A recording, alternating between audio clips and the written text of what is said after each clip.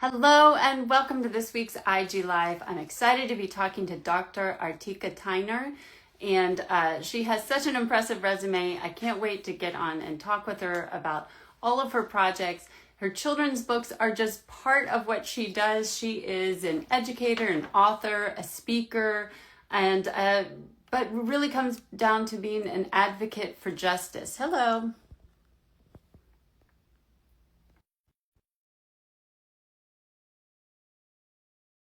I mean, of course, the children's books are part of that, but also just the larger picture of being a person who really advocates for change in our society, which we need so much. She's a law and leadership professor, lawyer, social change advocate, nonprofit founder and leader. I'm so excited to get to talk with you today. Welcome. Oh, hold on. I'm going to froze for a minute, but I see you now. Welcome. Thank you for being here today. Thank you for having me. I was just talking about you have such an impressive resume, but I think it all comes down to what's so impressive is not just all of your credentials, which you have many of, but also just you are so dedicated to really making the world a better place and making change, especially thinking of children and teenagers as being future leaders. It's really exciting to learn about your work. But first, maybe you can introduce yourself for those that don't know you and tell us about that and your journey. Well, I think I asked in the questions, your journey to becoming an author, but really a journey to being a change maker, the person that you are today. Well, thank you. Thank you for the introduction. I'm honored to be here with you today. And if I think about that journey to becoming an author, I would say truly it's a part of my birthright. I was born and raised in a community called Rondo in the Capital District of St. Paul, Minnesota.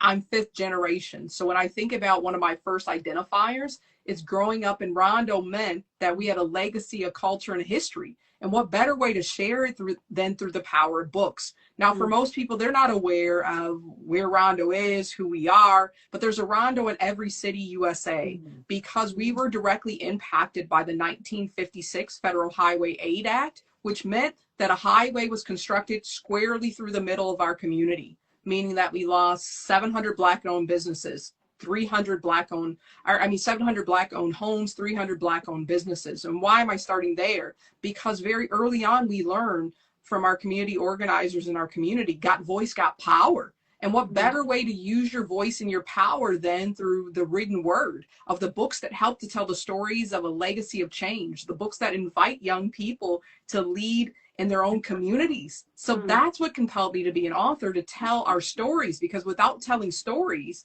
how do we not only document history, but build a better future?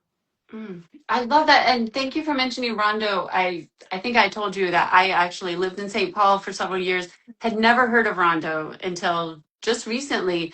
People can go back if you want to see the interview we did with Deborah J. Stone, who wrote The House on Rondo. And I know you also have a children's book about Rondo as well. So, I mean, like you said, this incredibly vibrant community, but then got destroyed by this highway going through it, which, as you say, happened. I didn't realize happened in so many different parts of the country. So I get you kind of already answered this question, but where does your passion for raising future leaders come from? Is it all kind of come back to that childhood experience?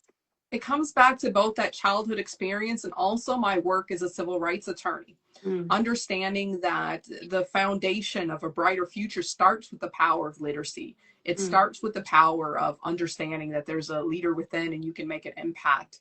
But unfortunately, for far too many of my clients, they learned how to read while in prison.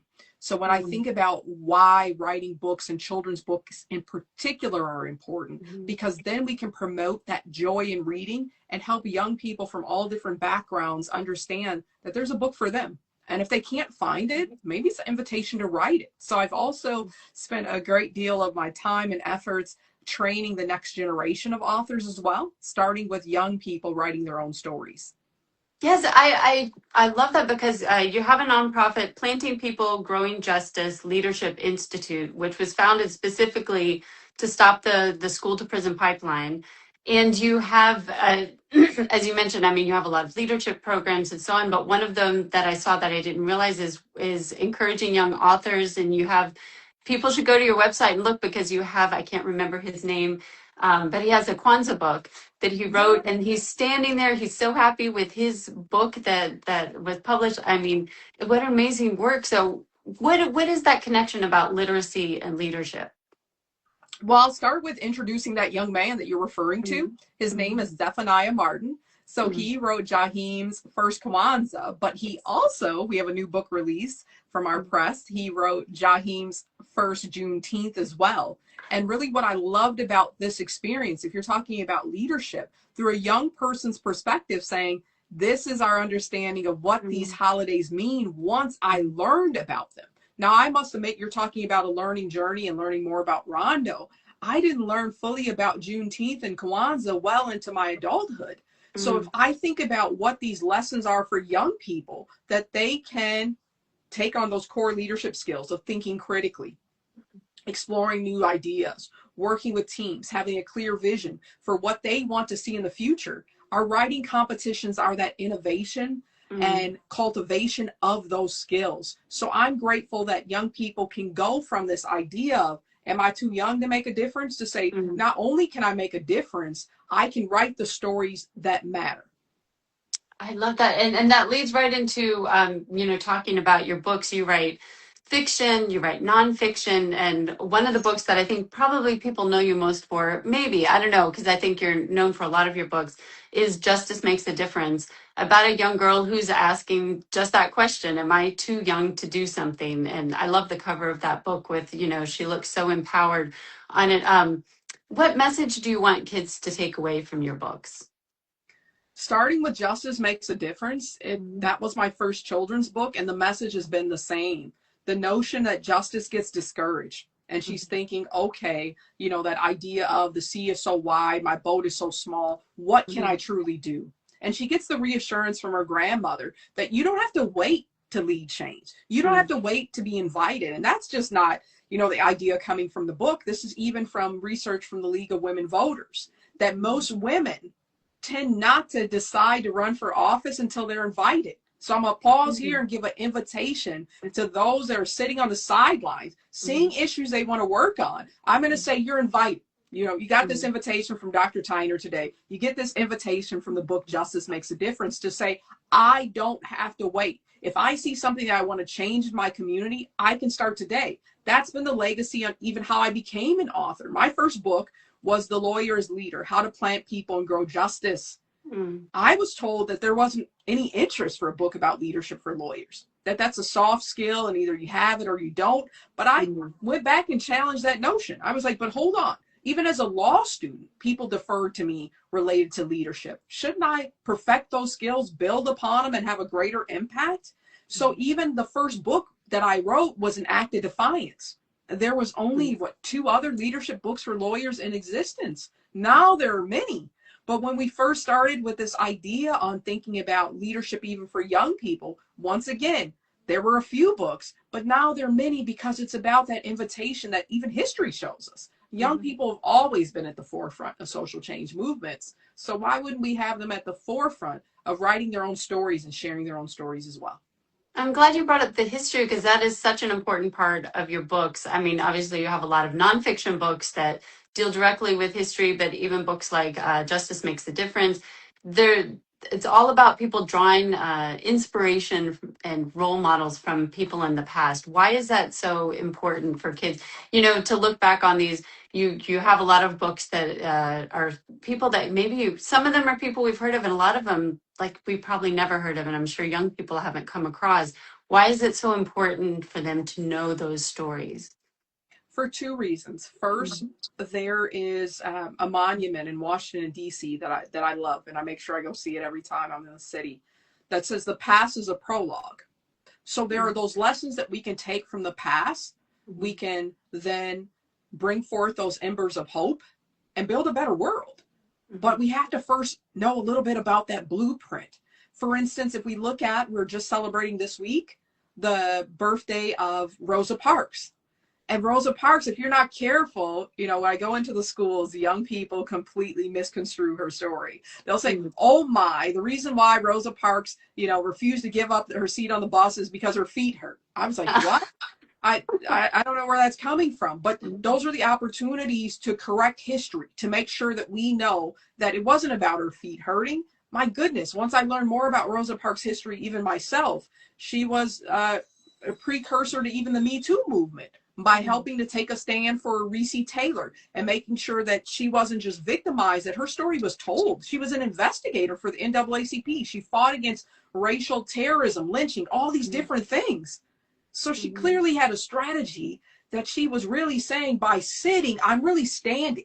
I'm standing up for justice. And I want young people to have those lessons of those heroes and sheroes that came before us that now have helped to lay a foundation for the work that still needs to be done today. Because justice, freedom, democracy, those aren't things you just hold on to. Those are things that you build step by step. So my books are that invitation to say, you are a part of building a better world. So let's get started. And these examples, you can see that ordinary people can have an extraordinary impact because these examples are showing you these are everyday people. Rosa Parks was an everyday woman, but yet she has a legacy and history of really being one of those sparks in the civil rights movement that not only changed America, but changed the world. So when I think about why these stories matter, it's centering and grounding each and every one of us on that point of the past is a prologue, but the second point is that the future depends on you. So it's an invitation to say, what type of future will you build? Amazing. I can just imagine being a student hearing some of your talks. That must have been, I can just imagine they get so inspired by hearing you. Are there stories that particularly resonate with them, or do you have any favorites? How do you go about choosing who you're going to write about? That's always a wonderful journey. I feel that oftentimes the stories find me. Like I just finished a new book about Robert Abbott, who started the Chicago Defender. I remember as a professor, I would talk about him in passing and I'd hold up a quarter like he started a revolution with a quarter. He started in creating this opportunity to write for justice and to tell stories. I remember our students always were so inspired and motivated. Like he just started where he was. I mean, can you imagine the Chicago Defender started at his kitchen table and he dared to dream and became one of the largest distribution channels of civil rights history and knowledge. So when I think about the stories, oftentimes the people find me to a certain extent. I feel like there's an ancestor is calling out. I was like, my story's next. So oftentimes people are wondering, like, how do you figure there's something that's always like, my story's next. Tell my story to inspire the next person to say that leadership is within my reach. Changing the world is within my reach. So I wish I had like this algorithm or idea to tell you how it happens. Or someone will say something in passing and I'm like, that's interesting. I want to find out more. Or someone else will say, have you heard of so-and-so? Like the 6888. I got a call from editors who said, are you interested in exploring more about this all-Black female battalion that helped to ensure a victory in World War II? I'm like, never heard of them. Sign me up. Where's the contract? Let's go. And I started researching on the 6888, literally transformed my life. That there was a group of women that did something that, of course, looked impossible, even with insurmountable odds on both race and gender. And not only did they use that for the fuel to literally say whatever challenges, whatever discrimination you set before us, will defy the odds. And they did just that. I must admit, my back got a little straighter, a little stronger to say that these women had a mission that was impossible, but because of their labor of love, because of their dedication, they changed the whole course of history. You can't help but to get excited. That's amazing. And so what is your research project process like? Because I imagine a lot of these people, you're kind of rescuing them, from being forgotten. So is it hard to find records of some of them? I mean, how's that process? It's a process. It's always ongoing. You are seeing the beauty of my office from this angle. There are boxes of research surrounding me. And this is only one of my home libraries. I actually have 3. So you can imagine that I'm scrolling through research, going to the Library of Congress on a regular basis, doing some of the research as well. Also, at this stage, people call and email. Like, have you heard about my relative? Have you heard about this person I went to school with, have you heard? Have you heard? And then especially I get a lot of clues from legal documents when I profile attorneys. I'm following always the civil rights cases, looking at the precedent. So I find a lot of clues. And to give you a hint on where I'm headed next is to do some research about Black millionaires and billionaires. Now, most people like to talk about that only in like current history, like celebrating Beyonce, who just, you know, broke the records and came into that billionaire status. But before Beyonce, there were plenty of other Black billionaires. And so what are we thinking about on sharing those stories? Because even in sharing stories about Black millionaires and early Black billionaires as well, what does that do? It changes the notion of who has leadership, who has access, who has power. So my hope in the legacy of all of this is shifting mindsets and changing hearts, that through my books, someone can see a world of infinite possibilities, no matter your color, where you come from, and say, I can do this too. I can make a difference too. So that's where I'm headed with some of my new research, but that's been years in the making. That's been a newspaper clip about Pigfoot Mary. That's been, you know, learning more about Poro College and Annie Turnbo Malone, and just saying her name. And then all of a sudden I was in St. Louis for a lecture and someone's like, do you want to learn more about her? I was like, of course. And I was taken to one of the orphanages, one of the social services buildings that still exists today. So it's been an organic process. None of the research projects have been just this linear thing. It's a clue here, there, everywhere. And it leads me to that voice of, did you tell my story? How can you inspire someone else? And where do we go from here? I love it because, you know, I think a lot of us have the idea, you mentioned legal documents, we think of it as being so dry and kind of boring. And yet what you're talking about sounds like such a spiritual journey in a way, you know, this process of discovery, listening to the voice of someone who wants their story told. Something else I thought was interesting, and again, kind of connecting to this idea of a spiritual journey you have on your website, you talk about going back to Africa for the first time and having, you know, this sense of spiritual connection. And I've noticed in your children's books, I mean, like we've talked about, you have some that are more about like African American history and heritage, but you also really want to make sure kids are connecting to African heritage and cultures. And so can you talk to us a little more about that? For me, it was of necessity. As I started having conversations with adults and children alike, I was shocked how many people just thought Africa was a random country. I was like, hold on, Africa's a continent, 54 countries, and the vast majority of folks not having any idea, just starting off with that baseline of geography. But then going a step further to talk about the history of innovation, the strength and the power, literally, of the African diaspora. Like, for instance, if you're thinking about something like the civil rights movement, you cannot have a discussion of the civil rights movement without talking about Ghana and Dr. Kwame Nkrumah. So if we're thinking about how we connect those dots, and then going a step further, the researcher in me was like, then who did Dr. Kwame Nkrumah meet? He met Dr. King. What? Well, who else traveled to Ghana during this period? He commissioned Dr. W.E.B. Du Bois to come and do some of the initial research and write an encyclopedia called Africana. All those pieces of history not only shape the past, but they give us some guidance for the future. That if we could tap into our shared humanity and common destiny, not only would we build a stronger Africa or build a stronger African diaspora, but a stronger world. So I really believe those words of Archbishop Tutu, of that Africa provides a gift to the world. And how do you do that? Through the power of, he described it, of Ubuntu, that a person is a person because of others. I am because you are. So by connecting more to that history and legacy of Africa, I found more of my own humanity. I found more of my own purpose. And I found truly my destiny. So when I'm not here, you know, doing all the work of writing, publishing, running our literacy nonprofit, authoring my books, doing all this research I'm talking about. In all your spare time. Yeah.